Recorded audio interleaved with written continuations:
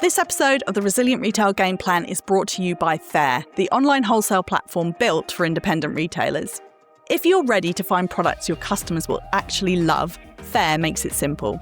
You can browse thousands of brilliant brands, discover new favourites, and take advantage of free 60-day payment terms, so you can try something new without the cash flow stress. Right now, you'll get 50% off and free shipping on your first order with the code GAMEPLAN25. That's GAMEPLAN25, valid until 31st of December 2025. Go to Faire, that's FAIRE.com to sign up. Thanks to Faire for helping independent shops stay resilient, one order at a time. Happy Christmas! And well done for getting through what for most of you will be the busiest time of the year. When I was planning this episode, I knew the last thing you needed today was anything overwhelming. For many of you, Christmas, as I said, is the busiest and most exhausting time of the year. So instead, I wanted to give you something that might be a little interesting and fun. It's not about a deep review or a spreadsheet session. It's simply an invitation to start noticing what happened this season, what worked well, what caught your eye, what you bought yourself and why, and what you saw other businesses doing that inspired you. Welcome to the Resilient Retail Game Plan. I'm Catherine Erdly, and in the next few minutes, you're about to get powerful real-world retail strategies from insights shared both from my guests and myself, backed up by my 25 years in the retail industry. Keep listening to learn how to grow a thriving, profitable product business. Let's jump in with this latest episode. You don't have to do anything with it today. If you're listening on Christmas Day, then welcome. Maybe you're out for a walk or just sitting there having a quiet moment with a cup of tea. And if that's the case, maybe just use this as food for thought. And if you're actually sitting down listening to this in this bit in between Christmas and New Year and you want to spend a bit more time on it, then you can definitely use today's episode to get some prompts to make a few light notes ready for when you start thinking in more depth about Christmas 2026. Yes, I really said Christmas 2026. Inside my course, the Retail Sales Game Plan, our first January session is going to be a full review of Christmas, just like I have done every single year working for big retailers. We had a whole big session called Lessons Learned and Strategy, which we go into a lot more depth. But today's episode, I wanted instead to be more about a spirit of curiosity, inspiration, and maybe even a bit of fun. So, this is, again, not about heavy analysis. This is about planting seeds for what you want next year to look like. And again, you don't have to write anything down. This may just be something for you to help reflect back on. And the first thing that I would love for you to do is to actually pat yourself on the back and make sure that you have really appreciated all of the work that you put in for yourself, for your business, and for your customers. I think one of the most wonderful things about small businesses at Christmas is that you are helping hundreds of thousands of people give really special gifts to their loved ones. So you are part of many people's Christmas celebrations. That is a wonderful testament to the role that small businesses play in our economy. And I think that it's important to acknowledge that and just how hard you've worked and all of the effort that you've put in. So something that you can start by thinking about is, what is your proudest moment? What went well? What do you feel like you've handled better this year?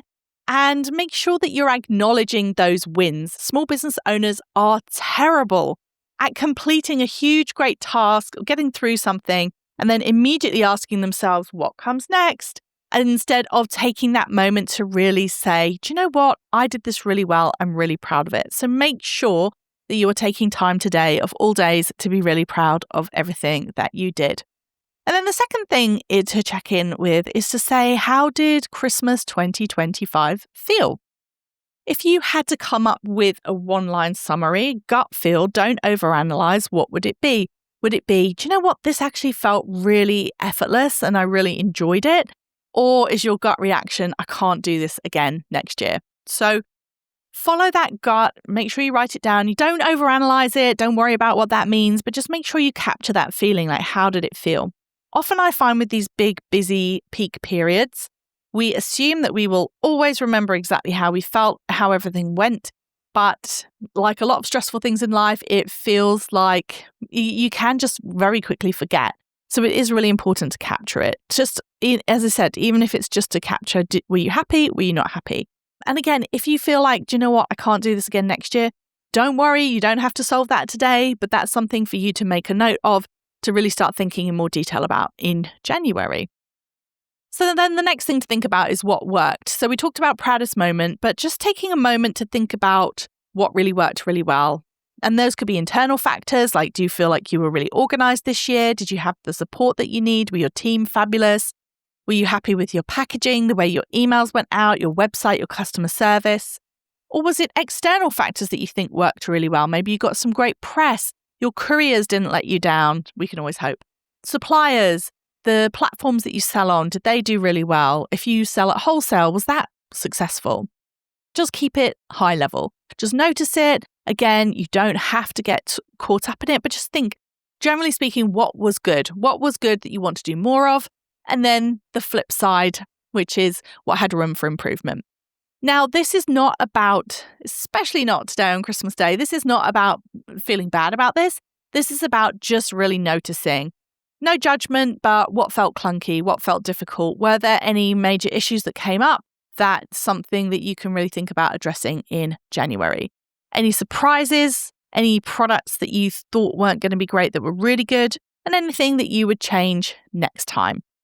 These are all really, really useful things for you to reflect on because, again, if you can take the personal element out of it, if you can remove yourself and just instead of saying, oh, I should have done this or I should have done that, if you can just look at what you would want to change next year, each year you build a toolkit that becomes more and more effective at getting you through the Christmas season.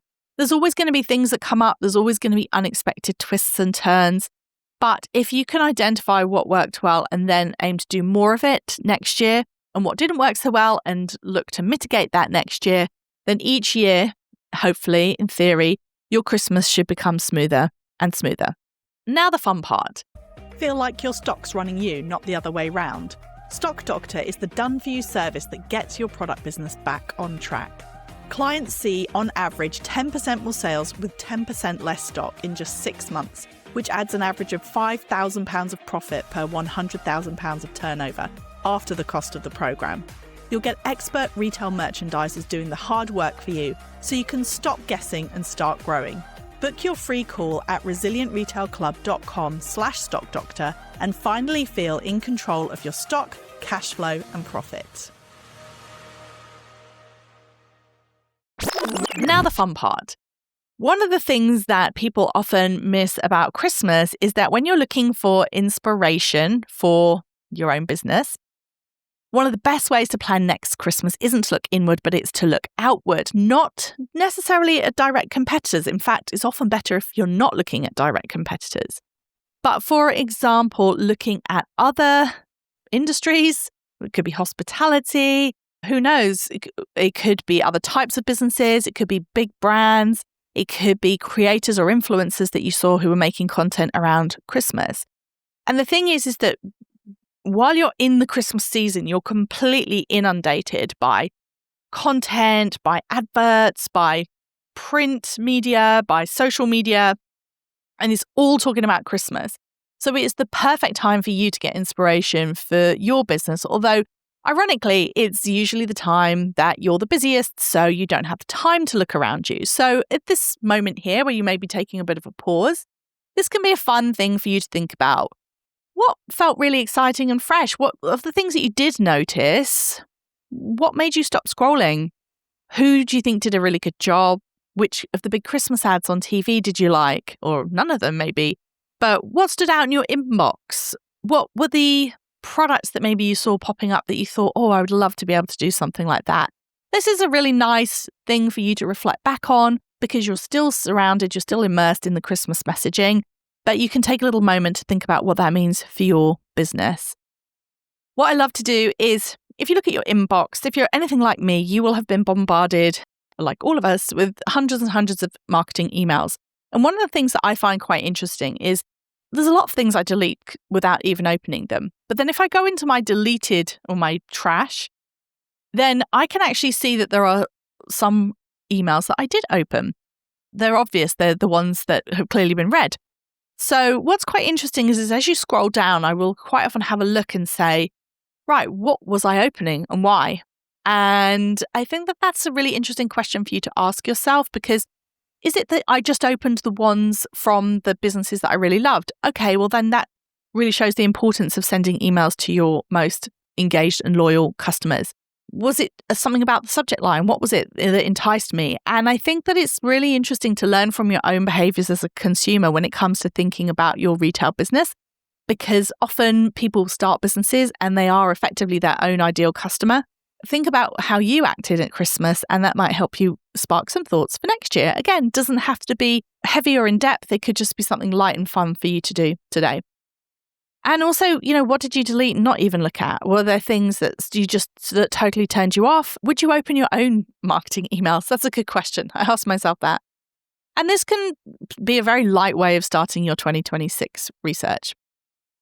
Another one that I love is, why did I buy what I bought? I asked myself this too. Think about your own Christmas purchases. What made you choose one product over another?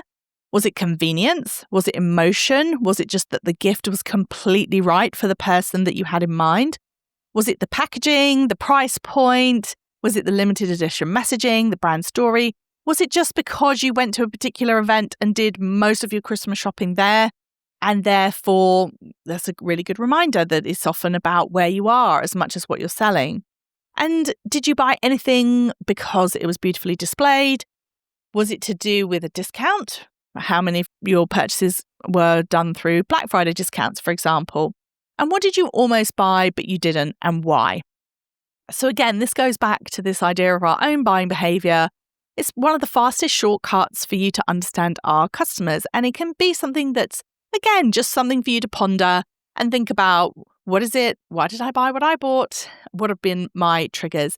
And I often think about this with myself. I'm almost always thinking about retail in one form or another. But I find it really fascinating to think about the things that I bought. And also sometimes, like, what information did I need? I remember one time I bought this plant milk maker because I am dairy intolerant. So I drink a lot of oat milk. And I bought this machine to make plant milk for me. Now, don't ask me whether or not it was actually a good purchase, but let's gloss over that. But what was interesting was that I did a lot of research and I watched a lot of videos and I read testimonials. And it's a really good reminder, I think, of our customers' buying journey and all of the information that they need from us in order to make a purchase. And that can be something that goes into the purchases that you made too. There will be certain things that you just bought because they were there and they fit the person perfectly. And there may be other purchases that you spent a long time and you had to do a lot of research. And it's a really good reminder of our own customers' buying journeys. If you're listening to this and you've got a bit of time and you want to start writing things down, some numbers that you can think about are things like your best sellers. What were the top sellers in the business? And what did you sell out of that you could have sold more of? What were your slowest sellers? So what did you think were going to be really good but didn't sell that well?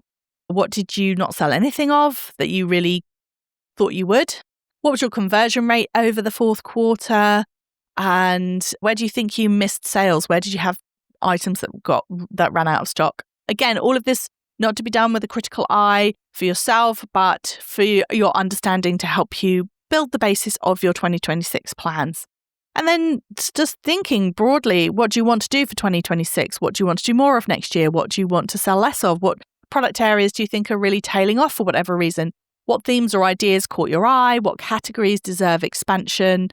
And are there any early sparks of inspiration based more on observations rather than data? But just what's your general feeling like?